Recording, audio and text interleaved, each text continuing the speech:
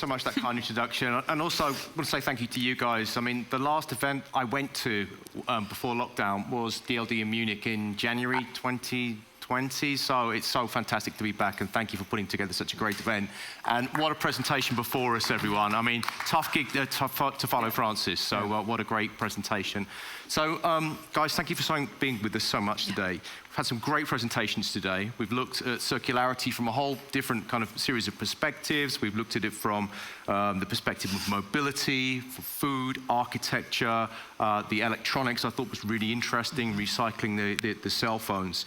I'd love to get your perspectives, because you're coming from kind of like very different kind of worlds, of how you think about circularity and how you're kind of actually deploying it. So maybe, Kristina, I could ask you to start, if that's okay. Sure, thanks so much. And it's so great to be here in person. And so when we think about circularity at Mastercard, we're a payments company, a technology company. Mm-hmm. And so I think of circularity from kind of multifacets. It has to be the economic, the environmental, and also technology. Yeah. And so when you think about this unique positioning that Mastercard has in our network, we don't manufacture anything. We don't actually issue the cards. But we have this network position where we actually reach nearly 3 billion cardholders. And so when you think about the conversations that have already happened today, there is a need to bring consumers into this topic of circularity. And so that's what we're doing at Mastercard, and I look forward to talking more about that today. Great. Nachson, you're not dealing with consumers, you're thinking in a very different way. You're thinking about impact and how you can deploy capital in interesting ways that will really have an impact on the world. Tell us a little bit more about your philosophy around circularity. Sure. First of all, Steffi, I love you. Thank you for putting this together. It's great. BMW, I love you when I see one of those recycled cars in my garage. It's pretty cool, right? Yeah, pretty cool. But so I don't really have a definition, but I guess I could share a story about a circular supply model that we launched in Uganda, in a slum a few years ago. So obviously, there is a massive issue with access to clean and safe sanitation. About 700,000 people a year die from those related issues. And so we wanted to commission a toilet and provoke a conversation around poo and pee and the issues related to it. So what we did is we actually asked a community of creative activists that we work with, about 400 slum residents, to build a toilet using available materials. So they came up with an alternative to a brick, which is basically a discarded plastic bottle that is filled with polythene bags, so about 100 bags per bottle, to create a structure, a brick that could be used for building. And so we actually had 400 women, children, slum residents self-organize to create the entire supply, to create those bottles, to build the toilet, and then to have the composting capabilities. Yeah. So the waste, therefore, was used to fertilize a garden next door. Yeah. And so really, in many ways, this toilet exemplifies circularity, both from a build perspective, but also from an afterlife perspective. So we basically picked up 13,356 bottles and more than 1 million plastic bags to create a toilet. Right, so it's a literal and metaphorical view of circularity. Kristina, I'd love to get your view. We are now in a world where every large organization is thinking about ESG. It's talking about it, whether it's from pressures from shareholders or various stakeholders. There are accusations often with large organizations that they're going about greenwashing. They're not actually sort of like pursuing the goals that they claim to be going after. How do you think about that? How can we keep organizations honest? It's a great question, and it's one that needs to, in many ways, continue to be asked. And so companies have set big and bold targets. Mastercard ourselves, we set our target for net zero. And these have to be you have to have the science behind it. You have to have, for instance, we set a target for aligned with the Paris Agreement with our science-based targets for 2025. Right. So it's not just a long term, but there are the initial targets that we have to make. And things like, I mentioned this kind of use of our network, and Mastercard created the Priceless Planet Coalition, committing to plant 100 million trees. We now have 65 partners that are part of that with us.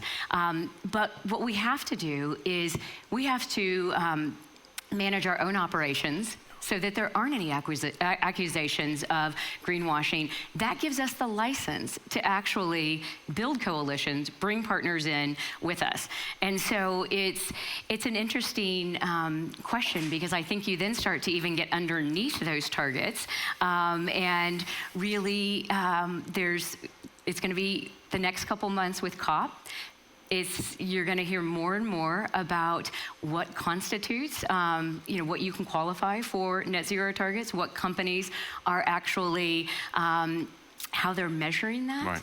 And so it's going to continue to be an issue. Now, I think as we all look to address climate and environment and the urgency that is in front of us, what we also have to continue to keep in mind is how we do that has to be strategic and authentic to our business. And if it is, then we're actually managing it in a way that's not a bolted on, it's not a one-off, it's not purely philanthropic. It actually is part of the way we are doing our business. And I think that is one thing that has to continue and be a focus. So, Nachson, from your perspective, do you think metrics are kind of everything? I mean, we're hearing about, we have to get, 51 billion tons of CO2 that we create every year out of the atmosphere in order for us to keep temperatures down. Other things that maybe you think in your world that maybe we can't measure, that are a little bit less tangible? Yeah, absolutely. I mean, we look at it, we really work at a very systems level with our foundation and our venture fund, but also at a very grassroots level. And we spend a lot of time building relationships in refugee camps and in slums. And we realize that sometimes just sitting down and listening and being human, we are able to gather better data than actually trying to put it into numbers. So if we walk around and just see the amount of bellies that are full and smiles and kids going in and out of classrooms and just behaving like most children, wish to behave, that's something that we take as very valuable data that gives us credence for the work that we're doing. So data is very important, and I know that especially for a public company, it's vital. But we're very lucky because we can operate a little bit sometimes in the shadows, and the people that we report to ultimately trust the transparency of the human-to-human type of interactions that we have. Okay. I'll just add on to Please. that, in one sense, to say that the data is important, and it's if we have that data, you can't manage it, without that data. Once you have that, and that extends to not only our own environmental footprint, but also to our supply chain. And so we're at that stage where many of us share supply chains. The more we can get that information, the more we can start to drive collective action, the more we can begin to decarbonize. You can't do that without initial data. So I think that begins, you have to start with that, and then that can help us as we progress through things. I want to return to the topic of intangibility, and I've just noticed, Nachson, that you've brought something that you've placed on the table there, and I assume that there is something that's a provocation or whatever that. There's a little story behind this young lady. I have one of my 4 kids is a young girl, and she wanted a Barbie 2 years ago, but she was also aware that the Barbies that were available were made out of materials that she didn't really want to own and represented, maybe a physique that she didn't necessarily want to aspire to. So we called up our collective creatives in Uganda, and we asked them to 3D print a doll and design her with local upcycled materials with some fashion designers. We called her Naughty Barbie, and we sent her in a box to the Board of Mattel. and we told them that their Barbie was naughtier and that they should come play with us. And in the last 2 years, we've developed a strong friendship with Richard Dixon, who's the COO of Mattel, and we've provoked and inspired them to accelerate their shift to a circular supply chain. And this year, they've launched a whole set of new Barbies. Yeah. Barbie loves the ocean, made out of ocean plastic. And actually, if you look at their share price as well in the last year, it's gone up quite a lot. So Right. there's definitely, that kind of resonance with consumers and with shareholders that this is definitely the only way to go. Sure, absolutely. It makes business sense as well as being the right thing to do. So we talked about corporates, and obviously we talk about governments, the impact policy can have. I'd love to get your thoughts on individuals. Yeah. Because everyone kind of tends to think, well, maybe that sort of decision I make isn't really going to have a big impact, an outsized impact. But presumably, you think... That's, the planet is too critical to not each individual actually play a role. Yeah. It's going to take every single one of us, and so if you think about that, the very first stage, because a lot of people do question, am I going to make a difference? And so the first piece of that is awareness and is education, and is helping consumers, individuals, understand how their choices make a difference. Yeah. And it's interesting because you actually turn consumers into activists in a way just by they're choosing with their dollars. Yeah. But so what we're actually doing at Mastercard is we partnered with a fintech out of the Nordics called Economy, and we've created the Mastercard Carbon Calculator, which if you think about it, when you use your Mastercard, historically you've been able to see what the financial cost of your purchase was. Yeah. But now you'd be able to see what the carbon cost is of your purchases. Remember before we didn't know how many steps you took in a day or how many calories were on that croissant that you're getting ready to order. Now starting to increase the awareness of what the carbon impact is of your purchases. If we can build that awareness, if we can actually inspire individuals to take action, if we can equip them and then enable them to begin to compensate for their own environmental impact, if you think about those 3 billion cardholders, that begins to make a difference.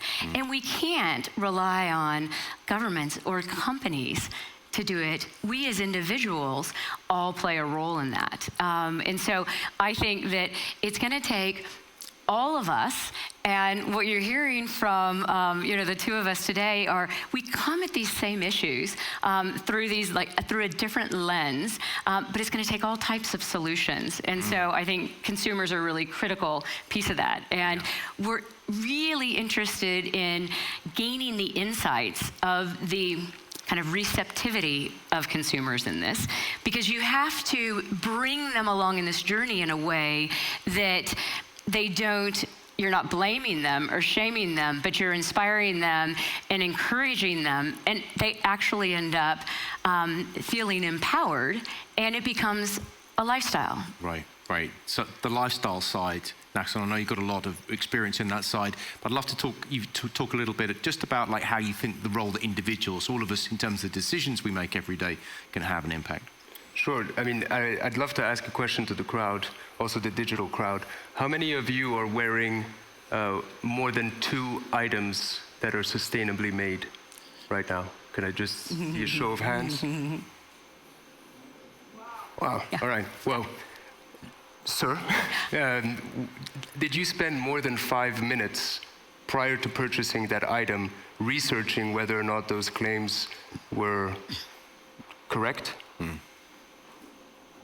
Actually, I know that company, so I do know the person who set up the recycling for it. So yes, in this case, actually, I didn't have to research. Right.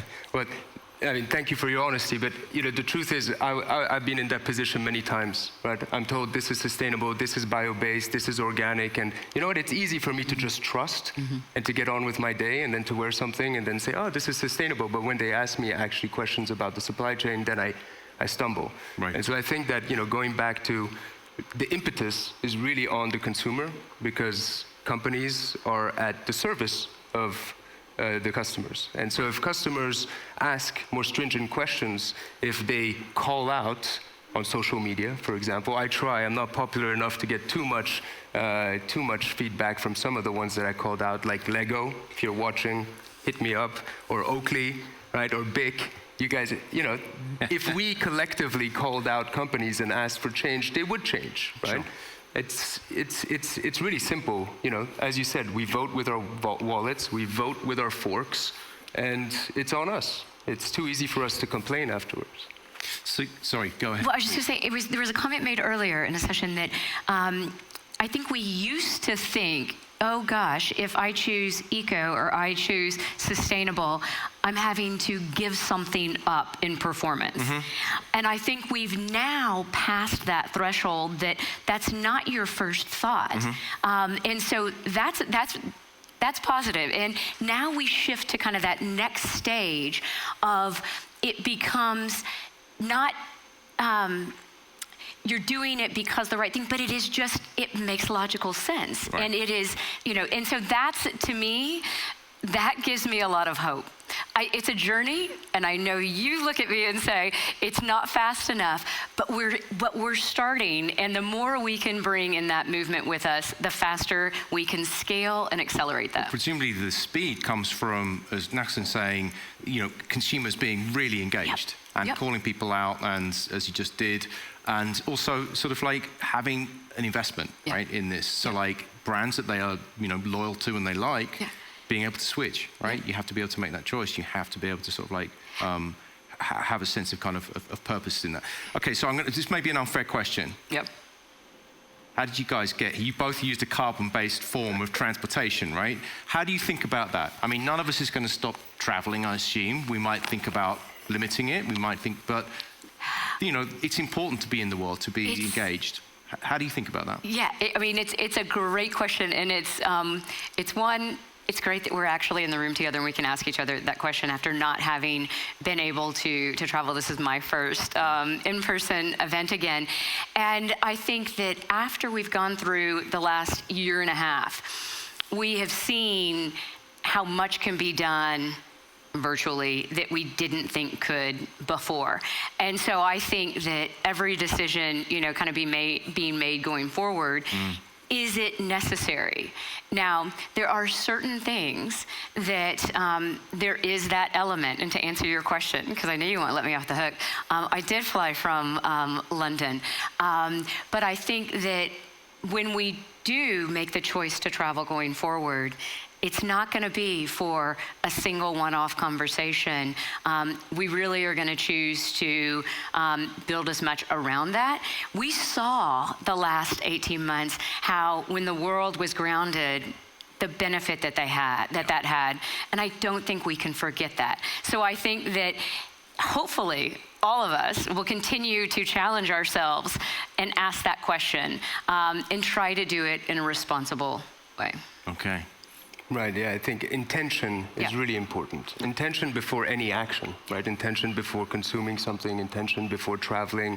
You know, do I hope to meet interesting people today, here, that I wouldn't have been able to meet if I called in through a Zoom, right? And who knows what kind of impact can come out of our conversations after this, right? But maybe I want to take it back a step because I offset my life, basically. And this is actually the first time I say this publicly. So Steffi, this is the announcement. You've got an exclusive, Steffi. Well, basically, yesterday, when I went back to my room after our little party, I felt very privileged to have been able to consume some alcohol, right? I'm, you know, adequately hydrated, so you know, I can have a few drinks. So when I went to my room, I went on to my web app that we incubated and built, and I offset my alcohol to provide clean drinking water to communities in Uganda. So every liter of beer that I consume can equal thousands of liters of clean drinking waters unlocked in solutions. This morning, when I woke up, I took out my app again, and I offset my sleep, because I found that I was extremely privileged to be sleeping in a nice hotel, and I woke up feeling super refreshed. And so I went on, I offset my sleep, and I provided a mattress to a child who was sleeping on the floor. And tomorrow, when I go back home, after this trip, I'll pull it out again, and I'll offset my travels by planting mangrove trees in Senegal. So I think that this mindset, right, of we are privileged, right? If we have excess cash flow at the end of the month after having, provided ourselves with our essentials, then we're doing pretty well, right? And that privilege shouldn't come with shame or with guilt, but it should come with this intention to share that privilege. And today with technology, we're able to do that. And so I'll just jump in and to say, I just talked about the ability for consumers to compensate for their carbon impact. And he just talked about being able to, in essence, compensate for certain behaviors. You're now starting to see more and more of this to the consumer of ways that we didn't have before to understand or even take action. And when you can tie that, you mentioned mangroves, to, for instance, compensating by then planting a tree. And nature was mentioned earlier. We can't get there without, nature. And so when we can start to build that in to this circular process of these choices, and then how it can benefit and regenerate, the planet, that is more in a movement than we've had, in the past. And so I think that that's a trajectory that should take us going forward.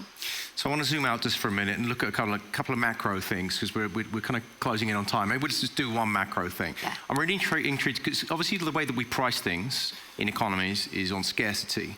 And I wonder if we need to start thinking about different ways in which consumers purchase things. So, for instance, I know that BMW has been thinking about the way that you buy into the network, right? So you don't necessarily own the car. You buy into the network, and you have access to lots of mobility solutions.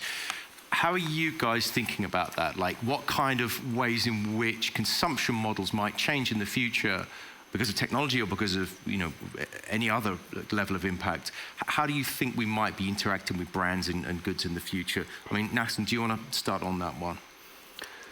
Scarcity. It's for so long we've been, told and marketed that a certain thing is scarce when it may not be scarce, or it's important when it's not really important. And the things that are really scarce, like clean air and clean water, for some reason, well, probably because there's no business model around it, there hasn't been the marketing genius to make it, to communicate the fact that it's scarce and we should be, appreciating it. So I think it's a big question. I'd love to hear your take on this, and then I'll riff off that.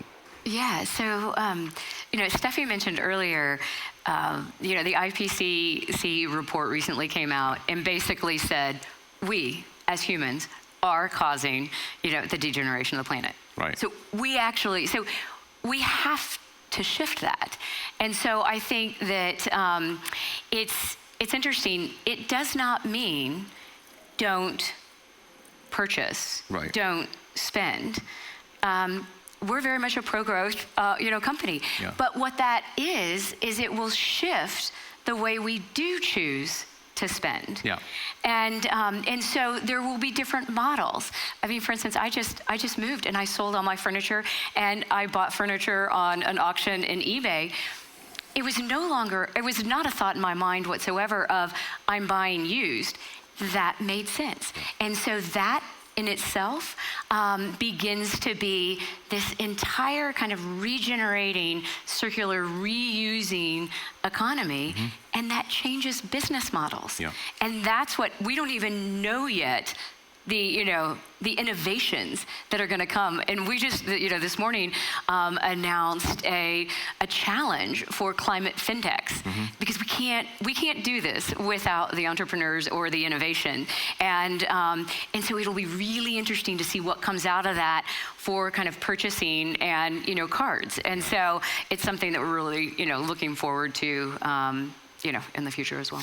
Nachson, you're working with so many entrepreneurs. Kristina just mentioned entrepreneurs and building these networks. Can you talk a little bit about where you think the opportunities are? Maybe just sort of like give some examples, because I don't know how aware people in the audience are of some of the really amazing entrepreneurs that you're working with and the way that they're innovating. Sure. Entrepreneurs are basically problem solvers, right? And we've seen a lot of entrepreneurship go into directions where no problem was actually identified. And today we actually have, but they created very valuable companies. But today we have the Sustainable Development Goals that are really well mapped out. And the problems that we face of inequality, of climate change, of extreme poverty, they're understood, right? And they're mapped out. And I think that I would urge any entrepreneur thinking about what business to create to just look at the problems and then work off of them. Yeah. A lot of our entrepreneurs, we invest in ag tech, food tech, synthetic biology, sustainable fashion, material science. And the one thing in common that all of our founders have is that they wake up in the morning and they know exactly why they exist. And it's not to create shareholder profit maximization, but it's something very specific that they think they can build a team around and solve.